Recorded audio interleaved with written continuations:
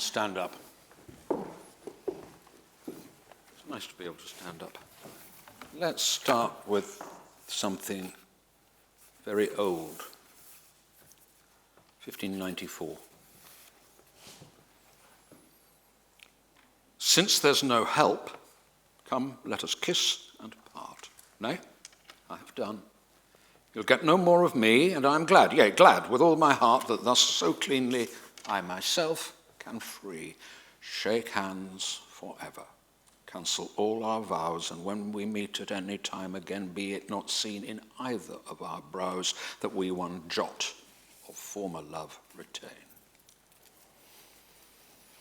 Now at the last gasp of love's latest breath, when, his pulse failing, passion speechless lies, when faith is kneeling by his bed of death, and innocence is closing up his eyes, now, if thou wouldst, when all have given him over, from death to life, thou mightest him yet recover. It's by Michael Drayton.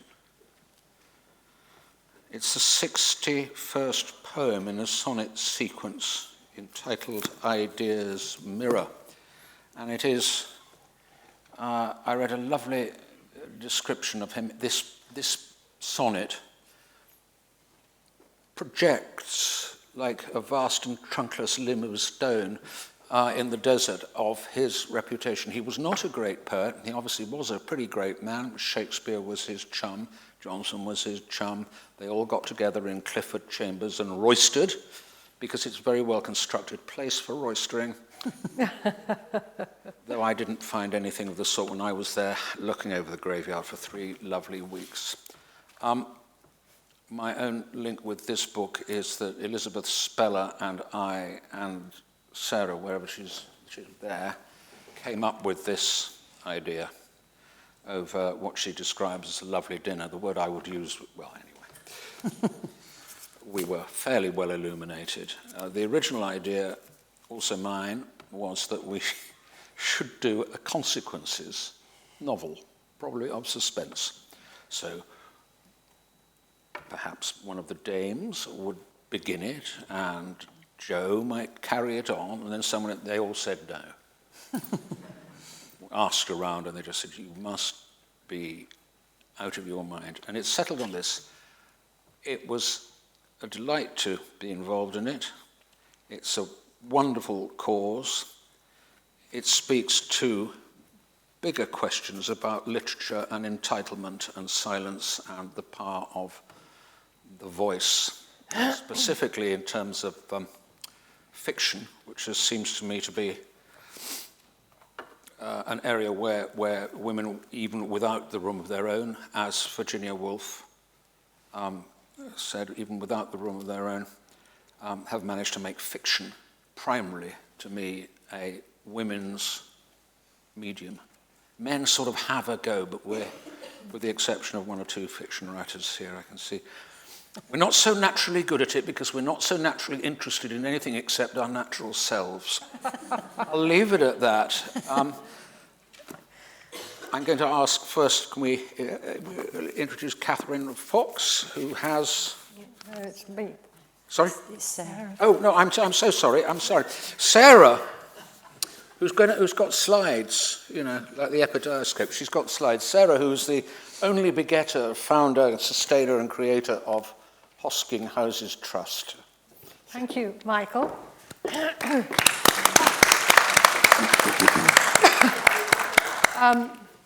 Some of you have got the brochure, Hosking Houses Trust, which are in the colours of the suffragettes. Green for give, white for women, violet for votes. Now, I'd just like to tell you why I founded it and where it is, because both those points are pertinent to this book of stories. As a young woman, years ago, I read Virginia Woolf's A Room of One's Own, and I was knocked out. And she famously says that women need a room of their own and money if they are to write. Now, I went off and I had a mongrel career in the arts for 40 years, doing all sorts of things. And on my retirement, 20 years ago, I thought I would make it happen with bricks and mortar and accredited bank account. Because in spite of the differences to women's lives in between 1928 and now, too many clever women past their first youth have too much to do. And we specialise in clever women who are ground down by duties, lack of money, and who have a need for peace and privacy and a bit of a financial lift. So, I decided, where should I put this room of their own? Now, I'm from Warwickshire. It's stamped right through me like Brighton Rock. And my family had been Warwickshire for generations, totally undistinguished. They were slaughtermen and farmers until my dad's generation. But I love Warwickshire. And near Stratford, I thought, perfect. And where? In a village, walking distance to Stratford. Now, two things happen. I say that I run a trust for women writers at Do's, and absolutely everyone says, oh, lovely. And then I say that it's sited in a dinky little village, and Now, it is in answer to those both completely unfounded experiences of sentimentality that we have done this book, because soppy it ain't. This little village is not particularly easy to live in, but I must just give you a little bit of background about it. It's 2 miles southeast of Stratford. You can walk into Stratford. It is slightly over 200 homes, and it is 400 people. There's an aerial shot of it. And where's my little... That is our writer's cottage. And you can see that actually you can't, but let me assure you that the River Stour twirls and winds and twirls around and twirls round this hump of land where the church is, and the square, that is our postal address. Church Cottage, the square, and the square is basically a farmyard, or was once. It's now as posh can be, but that hump of land doesn't flood. And I have long wanted to write the history of a church. I've been collecting church histories for years, and they're fairly dim. And I wanted to find a church in conjunction with small, humble houses, not a manor house for the aristocracy or the gentry, but with humble houses. And there, right under my nose, when we had bought Church Cottage, was St. Helen's Church, and I thought, right, this is the book I write. And we wrote it, and I had a number of contributed chapters, and we published it. I hadn't heard of Canterbury Press at the time, where they might have been lumbered with it. And I had contributed chapters that considered the 1,000-year inhabitants of this area, Anglo-Saxon, pre-Christian, and this lump of land that does not flood. It didn't flood then, and do you know, even more interestingly, it doesn't flood now. The floods are far worse. My chicken run has flooded 7 times this winter, which is unprecedented. But this lump of land does not flood where the church is built. And we had contributed chapters about Michael Drayton and the other artists connected, which I shall mention in a moment. And it was pretty successful. And on the back of this success, I thought we would commission a set of stories from all these contemporary writers who were so terribly grateful to us by then, ask them to write not about this, frankly, very Tory little village, where the house prices are through the roof, and there are no young families because nobody can afford, who's got a family, to live there. And we picked up the last cheap cottage in the place. We would ask them to write not about it, but based in it. So the commission was to write about, set in the square, in the past, in the future, in the sometime, and for kissing and parting to be involved at some point, because there are 2 artists connected with Clifford Chambers. One is Michael Drayton, but the other one, this is relevant, there is Kiss and Part that we're here to talk about, please go and buy it. And the cover is a design by Tibor Reich. The other artist connected with the Clifford Chambers is a designer who's in for a big revival at the moment, Tibor Reich, and he was a Hungarian refugee in the late 1930s. And his family had a weaving mill for Hungarian traditional ribbons and costume fabrics. And he put together this heritage from his father and his grandfather and had an art education at Bauhaus. So he was putting together a modern concept of European art with a traditional concept. And he came with his talent and abilities and established himself in the lower mill at Clifford Chambers, where he set up his business that flourished. And he's one of the best regarded designers of the mid-20th century. And he designed all the fabrics for the refurbishment of what was then the Stratford Memorial Theatre when it was refurbished in the 1950s. And here he was. He left because of the floods in the 1970s. He died in the 1990s. I just didn't meet him. But there he is, this delightful man, in a lovely 1950s V-neck sweater with his fabrics, and that is the lower mill of Clifford Chambers, which crops up in Marina Warner's story. So I wished for these stories to be somehow set in the village and somehow involving possibly Tibor Reich, but certainly the kissing and the parting. Don't care how. How did I find my writers? 4 ways. Hard work. I wrote to about 60, and I must say, I do find a lot of agents quite negligent in not sending off inquiries. Never mind, I wrote to about 60, and enough came back to me. I then took advice. Literature's not my first subject. I was trained as an artist forever ago, but I've been quite an enthusiastic reader, and I wanted, when I got about 6 stories in the can, I wanted somebody who wrote about the people who run churches, because there we are, bang beside a little church, not particularly active, I may say. So I inquired around. I said, was there anyone who wrote about churches? And was anybody funny? I mean, where is the modern Nancy Mitford or the modern P.G. Wodehouse? And I was advised, actually by Maggie G., to approach a writer called Catherine Fox, whom I'd never heard, to my disgrace. I spent that Christmas reading her unbelievable Linchester trilogy, 3 self-respecting novels about the people who ran the cathedral. It was actually based on Lichfield, I gather, and the bishop and the spouses and the vicars and the priests and their exes and their mothers and their housekeepers and their dogs, a big cast of characters. I was bowled over. I think and thought they were wonderful. And so after Christmas, I didn't have to rely upon an agent. I was able to found out that her husband is the Bishop of Sheffield, and that bishops are easy to track down.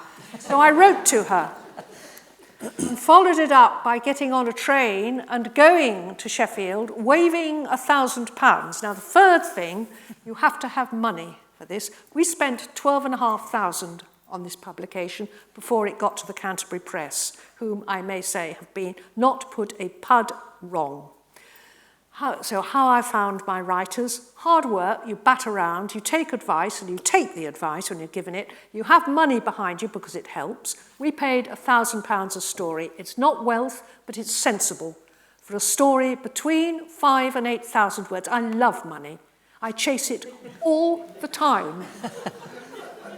And the last element in finding my writers is muddle. Well, sort of muddle. The posh will call this the confluence of coincidences. Call it the power of the Holy Spirit, or call it the bounty of Uncle Tom Cobley. If you do the first 3, the rest come together. Thank you.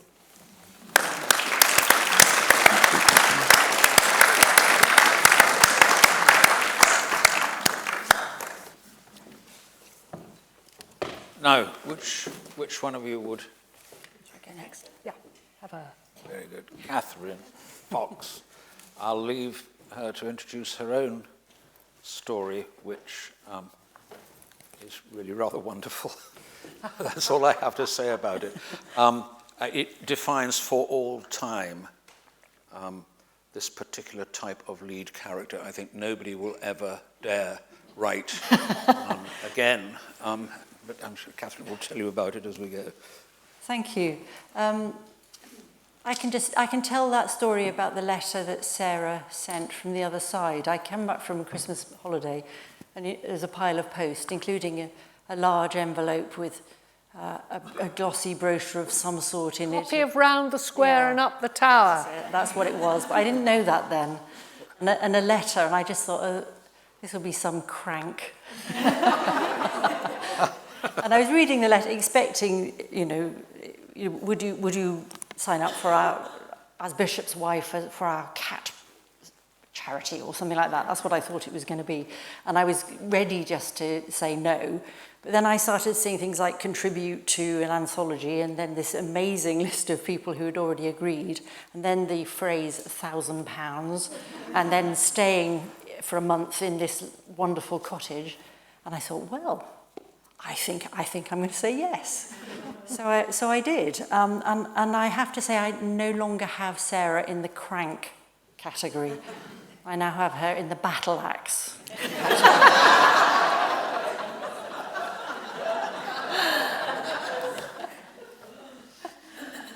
She who must be obeyed. So I had 2 visits to the little cottage, which is beautifully done up by Sarah in exactly the kind of way I would do a cottage up if I was lucky enough to have one. So that it felt like another home of my own that I'd not yet discovered.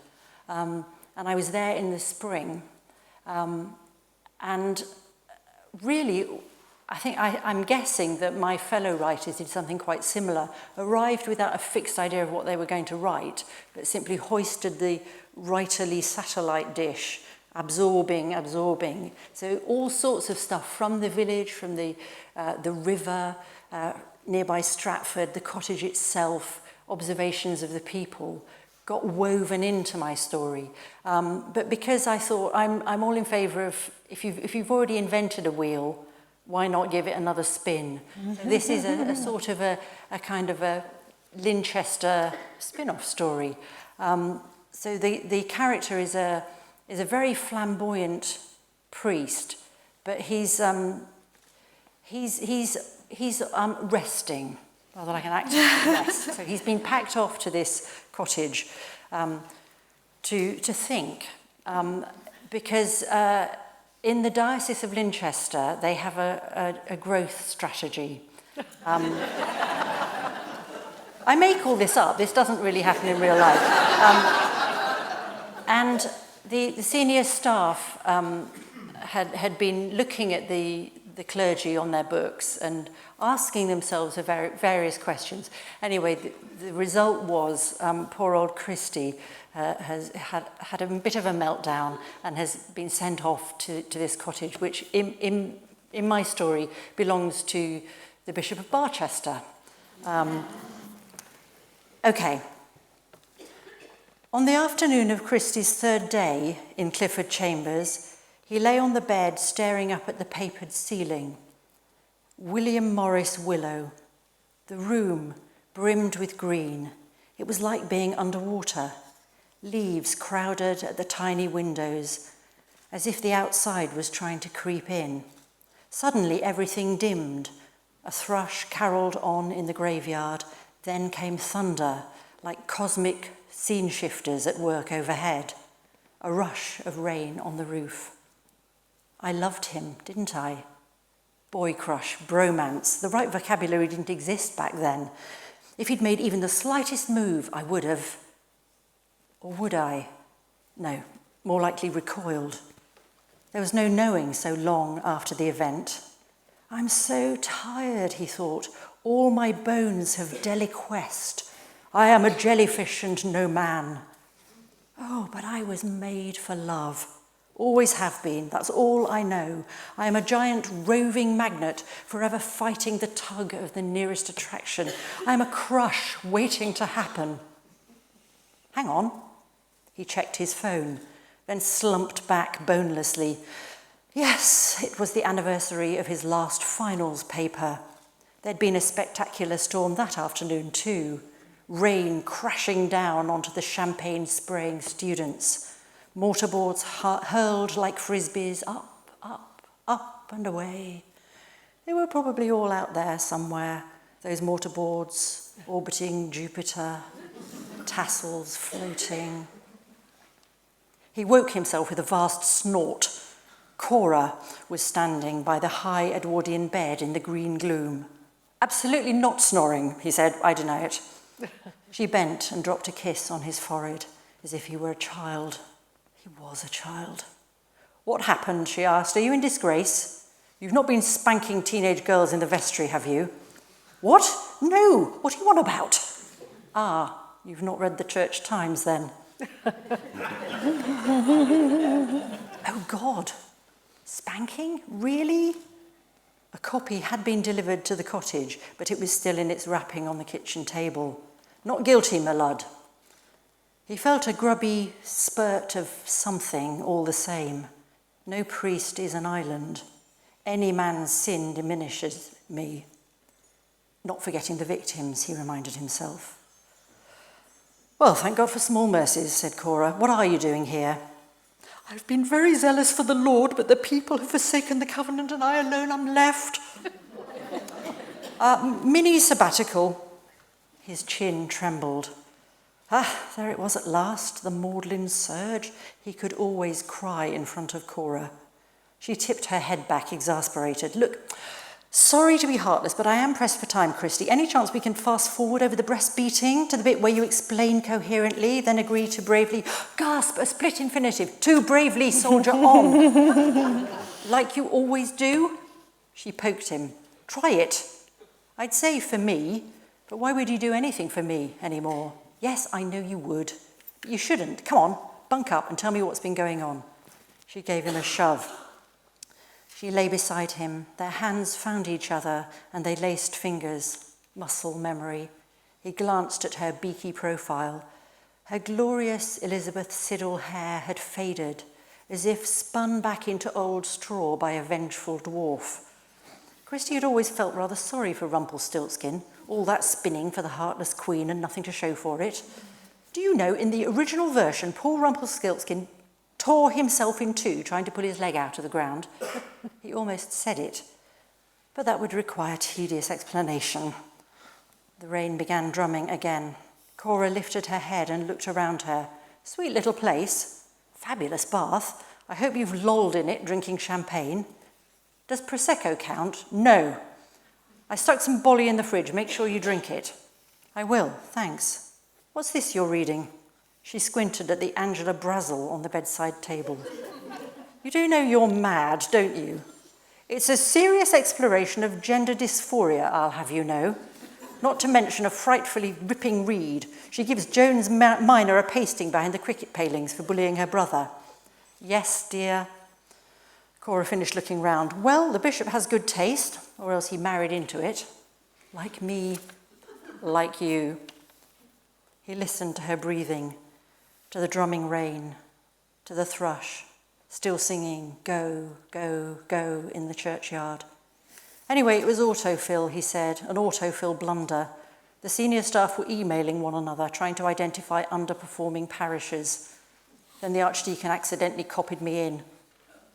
Underperforming? Says who? He clenched her hand and bumped their fists up and down gently on the bed. It's okay. Well, fuck 'em all, I say. They can't get rid of you, can they?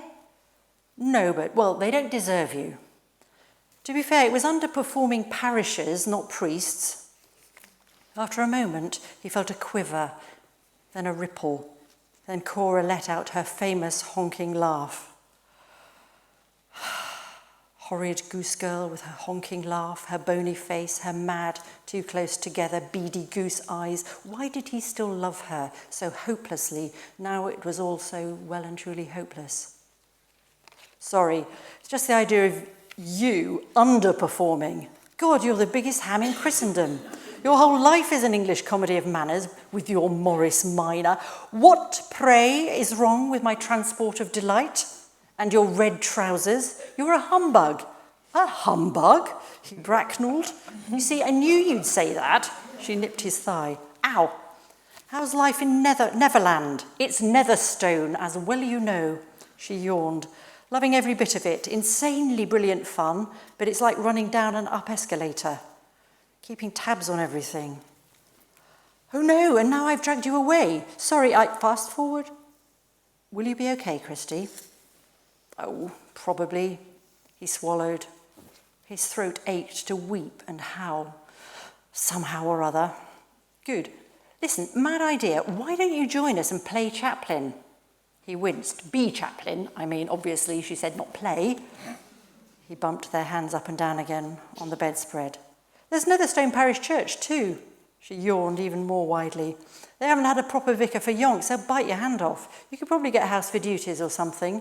Excellent. I could play vicar. Buy a horse and ride around the parish in a stovepipe hat. He blotted the tears stealthily. Had she noticed? She was asleep. Thank you.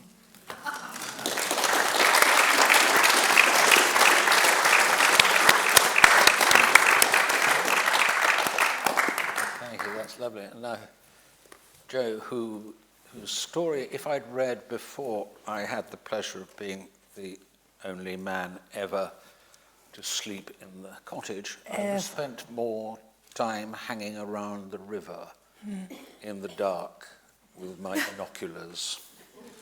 Night vision, of course. Thank you. It's lovely to see the, well, I could see them when I was at the back of the room, the shots of Clifford Chambers. Putting Tibor Reich Lovely, thank you. is central to Joe's story. Yeah, and the river. And the river. Because obviously that was key for him, the fact that it was a working watermill originally.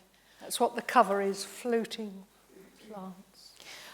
One thing that's been really extraordinary for me to encounter this in book form is sometimes in life you come upon a place that you know, and when it turns up in fiction, when someone else has imagined it and someone else has written it, but it's somewhere that you know. And that's always kind of strange and thrilling and slightly uncanny. And then in this case, when it's a place you've spent time in and you've spent some time imagining and you've written about as well, and then to encounter it wonderfully imagined and beautifully described by the other writers in this collection, I was transported right back to that upstairs room with the bath that stands in the corner and the beautiful, it's one of my favourite patterns is the William Morris willow. So it's a very sort of strange and evocative experience encountering this book, having spent time in that lovely place. And for me, what was wonderful about the time there was really time to oneself. I'm juggling family alongside writing, and I've juggled more than that in the past, but at the moment it's family and writing. And funnily enough, it came down to really food. I realised that here I didn't have to think about the fussy eater and the vegan. And, if I was hungry, I could eat all the biscuits. And I could just please myself. And it's so rare in I think in a lot of our lives that you actually just spend some time pleasing yourself in a very low-key way, with biscuits. And it was just a massive sense of stripping things back and making things simple. And then, therefore, time expanding in which there was time to think and walk. I walked for miles along the river. I walked to Stratford and back. And the story that I wanted to write, well, the story began to take shape on those walks and to include the river, which is somehow, it's a very discreet little river. It's sort of slightly off to one side. It's a don't mind me kind of river until it floods, I think. It floods. But it's absolutely the sort of quiet heart of the place. And there's something about the place really that, with these echoes in, with Michael Drayton and the sense that Shakespeare might have knocked around a bit, and a sense of continued inhabitation and creativity that another web of that creativity is being woven here because of Sarah's work that sort of has these links way, way back and through, whether through poetry or through design and art. And it's a lovely sense of just kind of tugging on some of those threads of connection. And I'm just going to read you the first section of my story that's sort of centered around a kind of misfit love in this place. It begins in the late 60s. I can't remember. It begins in the 60s because it begins before Tybal Reich has closed the mill. The mill is still a functioning thing. And it begins with two young girls at school. It's called The Fabric of Things. Oblongs of hot sun travel across desks, exercise books, worn wooden floor. Your shirtwaister pinches under your armpits, hairs stick to your neck. You can smell the geranium on the windowsill, your own body, chalk, ink, the child on either side of you.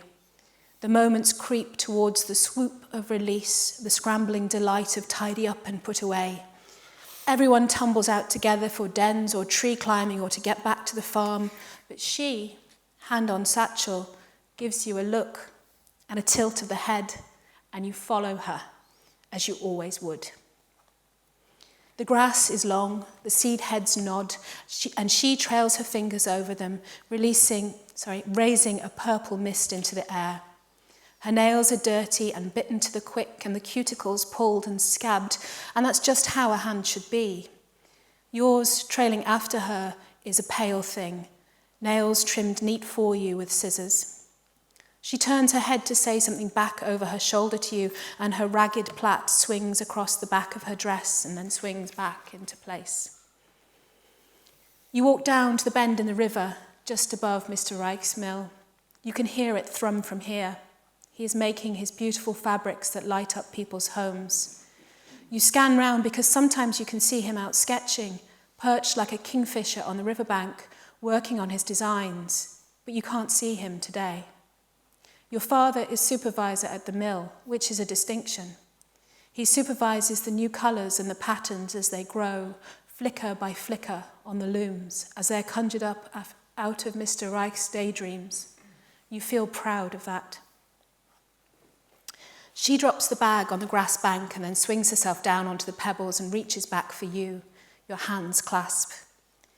There is a screen of trees on the far bank. The river flows sleek and quiet. In shadow, the water shows its misty depths, twisting tree roots, rocks, hanging fish. In sunlight, it reflects trees, sky, a glittering of sunlight like gold leaf. Behind you, the meadow grasses hiss, and all is closed off and secret and quiet. She flumps down on the pebbles and flops open her satchel. You sit beside her, lean back on your hands. She lifts a milk bottle from her bag. It's still filmed with milk, but has been refilled with purple liquid and the neck stuffed with brown paper, blackcurrant cordial, diluted from the tap. Where'd you get that? Helped myself when I went home from a dinner. Won't your mum mind?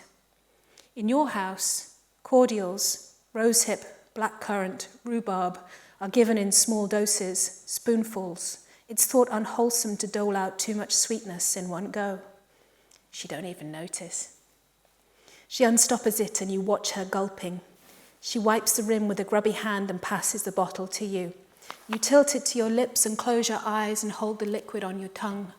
You taste the red salt of her palm and the purple of the drink, and you feel the round blues of the stones beneath you, and feel the velvet green of the stirring leaves, and the clay milk of the water, and the deep twisted licorice roots, and the trout that is a flick of silver.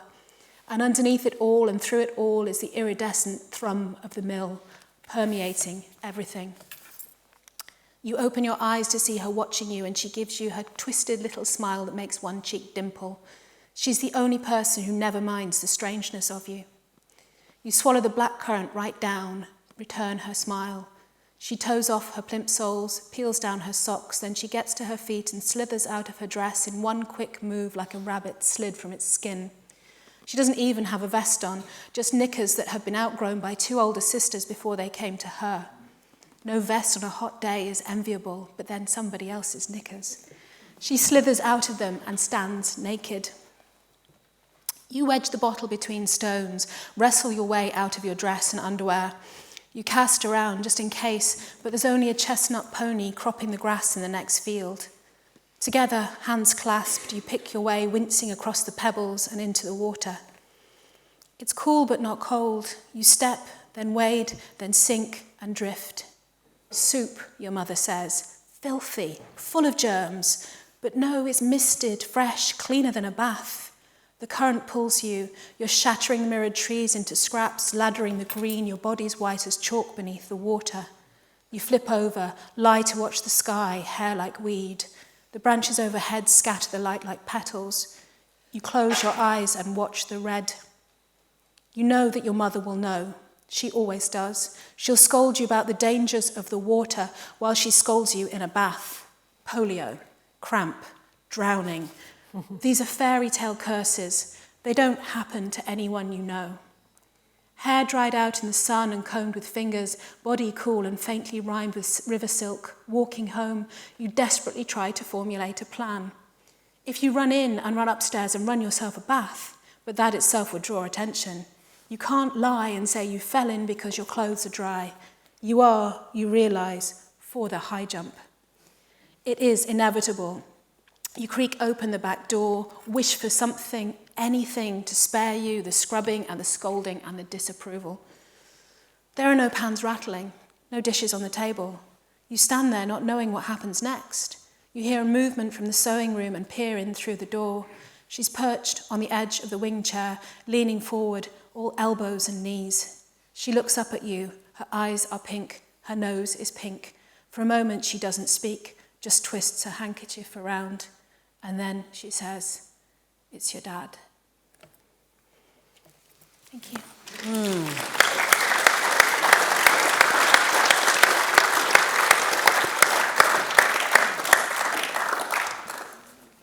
Thank you, Jo. That's it's naiads. It's beautiful, as I say.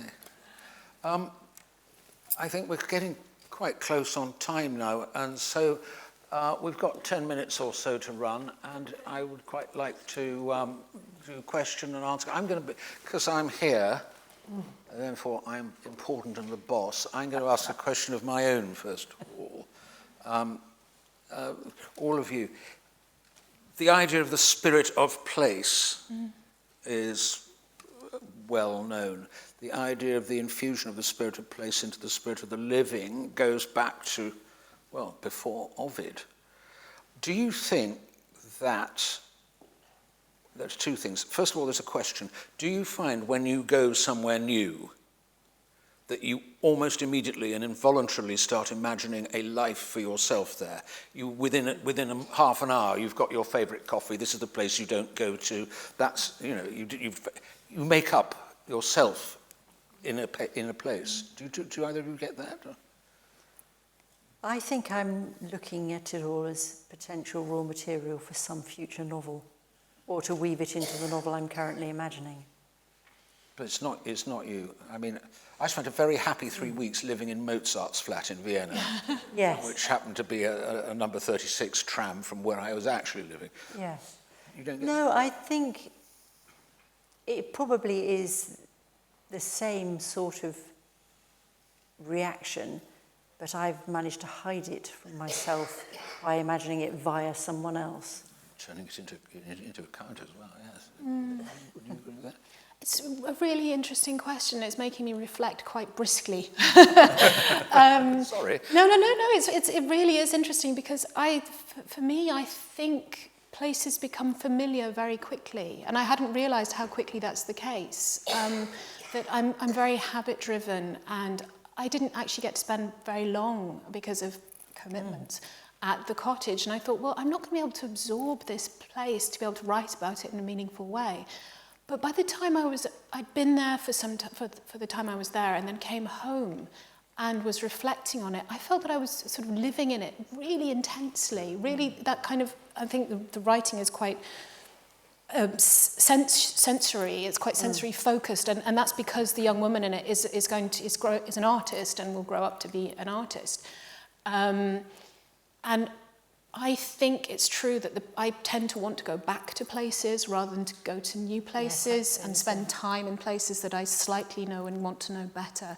And I think it must be about somehow that kind of negotiation with the spirit of the place, of trying to, accommodate it all. The accumulated layers. Yes. Because I went twice and was able to see the difference in the how the spring had come on. But it gets more intense each time, I think. Yeah, and true of many places as well. I'm just sort of thinking about... It's partly to do with being there purposefully, yes, rather than...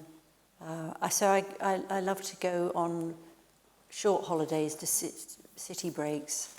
I'm revisiting that now because of the flights and all that. But that's slightly different. I will make notes, but this was, no, I'm here to absorb. Yeah. And it was heightened and almost time outside of time, it felt. Yeah, I agree, yeah. Can I throw a rather ghastly pebble in this pond? The village, in many ways, is idyllic, but you'd never believe it, I get hate mail. No. Not hate mail, pretty unpleasant mail. Not often, but too often. Is that about us? About, Rowdy artists. about the from you? Misbehaviour. No, it's not from me. People don't like change. And they don't like anything that looks as if in the smallest degree is going to disrupt the complacency of an English village. I have been shocked. Well, Don't get it often, but it's slightly too often. Unpleasant notes left in my porch in the night, saying, why am I such a self-promoting bitch? Oh. well. And when we built on our little extension, you wouldn't believe the fuss. I think in general, it is not the overwhelming view, but it has happened often enough for me want to say, do not be beguiled by these adorable looking little villages. Sure don't have funny women there. You know? Isn't that the point of a village, is to be small enough so that everyone can find somebody to hate? If you live in London, you're spoilt for choice. And if you live in Cambridge, everyone's in their own little world. I hate whoever, imaginary people. Anyone here got any feelings about spirit of place, sense of place? Are there places that are more sort of story-genic, if you like, that seem to can carry more stories than other places? It's pretty ripe, actually, the division. Yeah. Or does anyone have a question that they'd like to ask? Yes. Can I ask? Just, I'll bring the mic.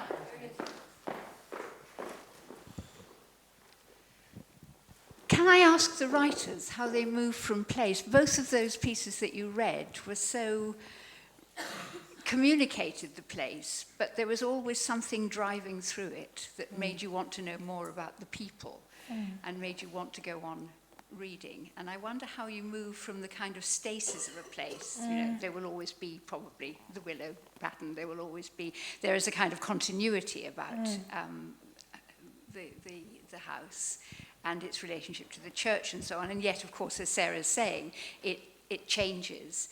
So it's, how do you kind of move that relationship from the space to the action, if I can put it that way? Well, for me, it's character. That's what provides movement. And it's interesting, Sarah saying about people being resistant to change. If you think about that village, it has changed so much. Enormously. It might not be visible to the current occupants, but there's been so much change. And I grew up in a village, and I know that when I was a child, it was populated by farm labourers. And now it's populated by lawyers and doctors and even a film director, So change is happening on that sort of slow organic level, but that's by the by. What makes stories happen is character and how they act and react and the consequences of their actions and reactions and their desires and experiences. Do you? Yes, I was thinking character. As I said in answer to what Michael was saying, I think I'm always thinking, what would my characters do here? What would they make of this? Which of them would be here, and why would they be here, and what would happen? So in the introduction, I think, so in the beginning part of the story, there's a description of the bishop's visitors book, which for me has got this, just for those who've read my other books, he said barely any of them had run naked round the village green at 3 a.m, clad only in their tattoos and their piercings. And anyone who's read my books think, I know who that was. Or sang gloriously down by the river. So I think my imaginary people are always there. So character is the beating heart of fiction. If I could just ask you all to hang on to your bookmarks. As people came and went, I did a photograph of each person and tried to relate them to their stories, like Lizzie Speller's. Her story involves mysterious flowering flowers, so she's in a flowery meadow. Marina Warner, she asked me to row her down the river, and her story is set in the river, so there she is. And Jo is by the mill. And I said to Christine, when we came to publish it, I would like to use these portrait photographs in some way. Bless the woman, she said, we'll do a bookmark. So hang on to your bookmarks, because they really do embellish the stories like mustard and bacon. And you get a bookmark when you buy the book in the bookshop. I think we have time for one more question or comment, if anyone wants to add to what's been said. If not, you can ask those unasked questions in the bookshop, where You'll be buying the book for the book. We'll be at the signing table, and glad to continue this conversation with you. But I hope you have enjoyed that insight to the very mixed nature of what we idyllically think of as our English villages. But, oh my goodness, if only the walls could speak.